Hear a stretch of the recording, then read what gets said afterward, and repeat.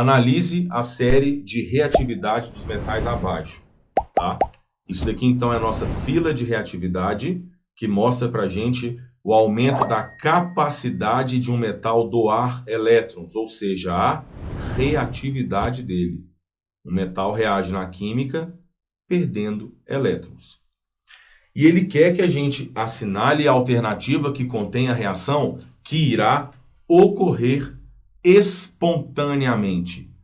Então, lembrando, vamos analisar. São 5 reações nas alternativas, nas quais eu tenho uma substância simples reagindo com uma composta. Simples com composta. Essa reação na qual eu tenho uma substância simples com uma composta, a gente chama de reação de deslocamento ou simples troca. Sendo que, para que essa reação ocorra, o que vai acontecer? Ou qual que é o mecanismo da simples troca? Olha, só para lembrar, eu tenho, por exemplo, uma substância X reagindo com uma YZ, na qual eu vou formar uma Y e uma XZ. O que vai acontecer? X e Y trocam de lugar. Só que existe uma regra que a gente tem que saber, que para que essa reação de deslocamento ocorra, o elemento da substância simples, que no caso é o X, tem que ser mais reativo do que o elemento da composta que ele vai trocar de lugar. No caso, X tem que ser mais reativo do que Y. E essa reatividade para os metais está relacionada com a capacidade deles de doar elétrons. Vou falar o porquê aqui quando a gente achar a resposta. Aí eu vou montar a equação.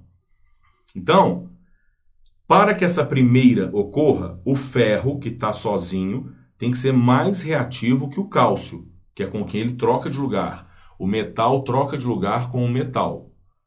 Porém, o cálcio, ele é mais reativo que o ferro. Então, eu já sei que a primeira reação não ocorre. Na segunda, o níquel, que é o elemento da substância simples, tem que ser mais reativo que o potássio, que é com quem ele troca de lugar. Só que o níquel, ele é menos reativo do que o potássio. Então, essa reação não acontece. Agora, na letra C, magnésio é o metal, ele vai trocar de lugar com o cobre, que é o outro metal. Para isso acontecer, o magnésio deve ser mais reativo que o cobre. E se eu olhar na fila de reatividade, o magnésio, olha lá, ele é mais reativo que o cobre. Então, top. A letra C é a reação que ocorre espontaneamente. Se eu conferir na letra D, olha lá, prata com níquel. A prata tem que ser mais reativa, só que ela é menos. Olha lá, é a penúltima da fila de reatividade. E na letra E, cobre com ZnSO4, o cobre trocaria de lugar com o zinco. Só que o cobre, ele é menos reativo do que o zinco. Ele tinha que ser mais, né? De novo, o cara que está sozinho tem que ser mais reativo do que o cara que ele troca de lugar. Então a gente já matou. Mas eu vou resolver aqui só para a gente relembrar como é que faz. Olha, eu tenho magnésio reagindo com CuSO4. E aí, de modo que cobre e magnésio vão trocar de lugar. Sendo que esse sulfato de cobre, esse sal se dissocia em Cu2+ e SO4 2-. O magnésio é uma substância simples antes da seta, então ele tem carga neutra, ele é zero. Mas, se ele é uma substância simples antes da seta, ele não pode continuar sendo simples depois da seta, porque senão não teve reação com ele. Por isso que ocorre uma troca.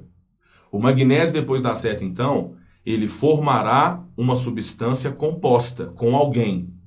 De modo que, se o magnésio é neutro antes da seta, ele tem carga zero, depois da seta, ele vai ter carga mais 2. Por quê? Porque como ele está na coluna 2A, mais 2 é o único NOx dele quando em uma substância composta. E se depois da seta ele só pode ser positivo, ele vai ter que se juntar obrigatoriamente com o sulfato, que é negativo. E aí essa substância formada tem fórmula MgSO4 mais o cobre, que está sobrando aqui, forma a nova substância simples, Cu. Nada de colocar CO2+, porque é um íon, é uma substância simples, ele vira um metal. A questão da reatividade, percebam que o magnésio está indo de 0 para +2 e o cobre está indo de NOx +2 para 0. Essas reações de deslocamento são também de oxirredução. E aí, para que ela ocorra, por que o cara que está sozinho tem que ser mais reativo do que o cara que ele troca de lugar? Porque o magnésio está perdendo elétrons. E ser mais reativo quer dizer que ele tem que ter uma maior tendência de perder elétrons do que o metal do cátion que ele vai substituir. Tá? Então essa é a questão da reatividade. Esse exercício pediu só para analisar qual que ocorria, mas aí eu acabei fazendo a reação e equacionando ela do jeitinho que ela ocorre.